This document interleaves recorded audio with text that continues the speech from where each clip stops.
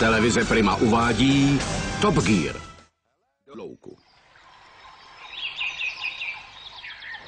Ta louka vypadá dobře. Bude to veselo.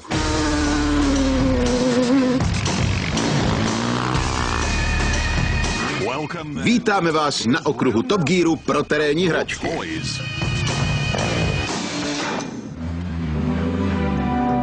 Hrdinou tohoto filmu bude čtyřkolka. Jednoduché vozidlo, které používají farmáři ke zhánění ovcí. Poprvé se objevila před 30 lety v Austrálii jako tříkolka, ale měli neuvěřitelné množství nehod. Tolik, že v Americe je dokonce zakázali. Asi před 20 lety někdo v Suzuki dostal skvělý nápad. Co kdyby se přidělalo čtvrté kolo? A v tu chvíli se narodila terénní čtyřkolka, jak ji známe dnes. Dneska máte nekonečný výběr. Ceny začínají na 4 000 liber a pak jdou snad až do vesmíru. Můžete mít náhon na 2 kola, na 4, tohle má stejný systém 4x4 jako Lamborghini Murcielago. Dělají se dokonce i takhle obrovské. Ano, čtyřkolky jsou výborné, ale Ozzy Osbourne a Rick Mayall potvrdí, že se dají převrátit i se čtvrtým kolem a že se na nich dají zlámat všechny kosti. Takže pro ty, co touží po stabilitě, je tu tohle. Argo Cat. Za 12 000 liber je tahle věc hodně drahá a maximální rychlost 35 za hodinu je zase docela nízká. Ale řídí se tak, že brzdíte kola na jedné straně, takže se otočí na místě. A má náhon na všech 8, takže v terénu ji nic nezastaví. Vyleze na každý kopec, ale taky přebrodí každý potok. Není tu hluboko. Jede plynule a řekl bych, že v hlubší vodě bych plaval. Lodní šroub tu není, ale dá se dozadu připojit. Až 10koňový, ale pohon ve vodě zajišťuje otáčení kol. Dokonce i zatáčí. Trochu. Dal bych celý svůj plat za zbytek roku, kdyby se potopil. Kdyby zajel pod hladinu, šly by z něj jenom bubliny. A pak by vyprávěl, jaké to bylo. Jako Titanic. Jenom bubliny. Co jste říkali? Jenom, že se těšíme, až se s tím potopíš.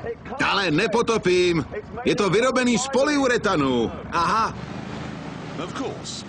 Ano, tihle tažní valaši makají dobře, ale mladým mužům celého světa trvalo jen 5 vteřin, než si řekli, co když do toho nacpeme opravdu silný motor.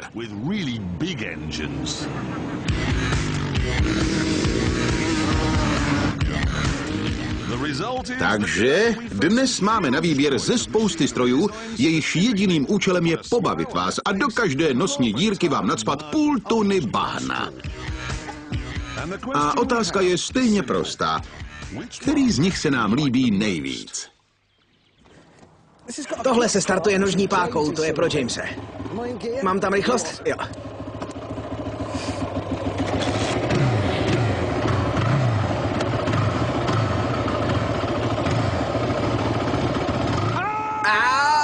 Vidíte? Mám zařazeno?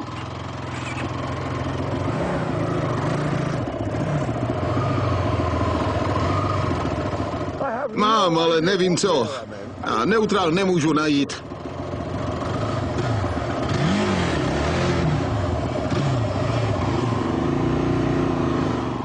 No, tak se předveď, bahňáku.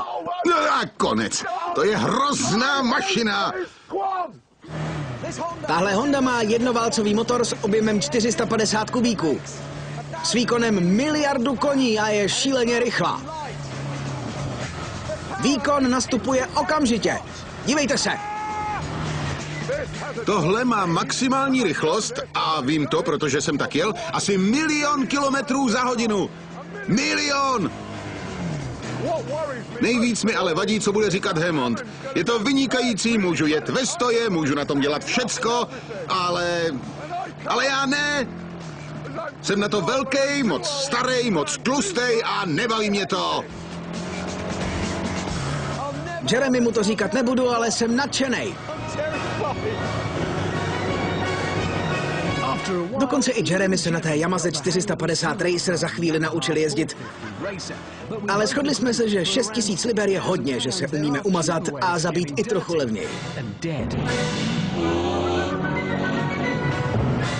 Kam zmizel James?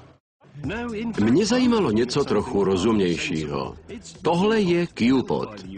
Vyrábí ho firma Unique Motor. Té šéfuje Noel Edmonds. Ten je slavný, protože dřív uváděl Top Gear. Tohle má jednoválec 340 kubíků a automatickou převodovku, jako mívají skútry.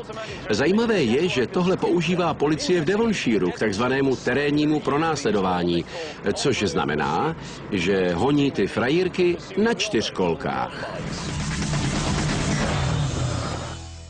Víš, proč je James o tolik klidnější než jindy?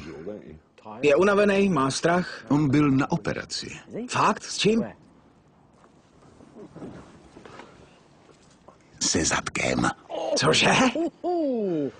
No a právě proto nejezdí s námi. Jako na sedle? Asi by ho to hodně bolelo. Je to tak. V Q-Portu Sport to bylo mnohem lepší. Jsou tady pásy, opěrka hlavy a 2 pohodlná sedadla. To vše za 5 000 liber. A nejvíc se mi na tom líbí jedna věc.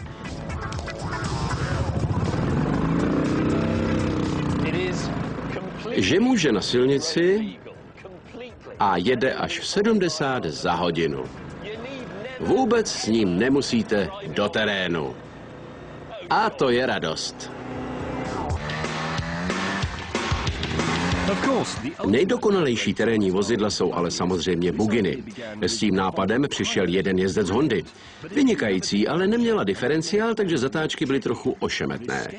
Z toho ale měli Američané strach, takže Honda, velká firma, se bála žalob a raději s nimi skončila, čímž se otevřely dveře pro všechny ostatní. A teď, když dovolíte, předám slovo kolegům, oni vám poví víc. Pane bože!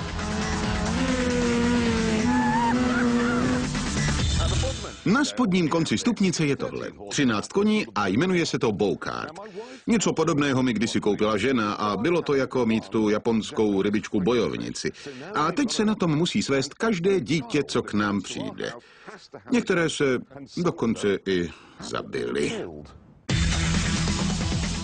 Na opačném konci stupnice je třeba tohle. Je to drag kart, stojí 12 500 liber. Má motor 600 kubíků ze sněžného skútru.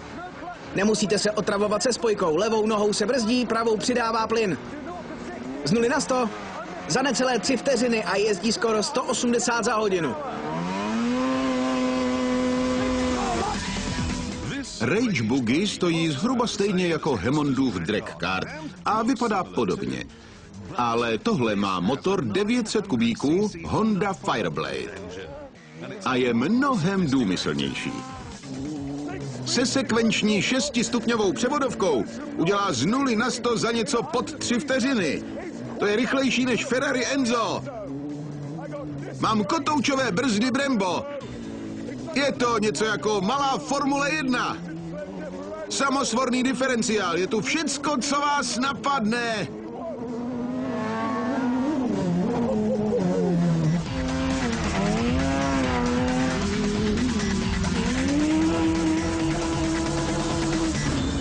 Co tvoje? Brní mě celé tělo. Ta rychlost. Jo. To je úplně jak v tryskáči. Chceš radši 4kolku? Jo. Ne, tohle je tak pohodlný.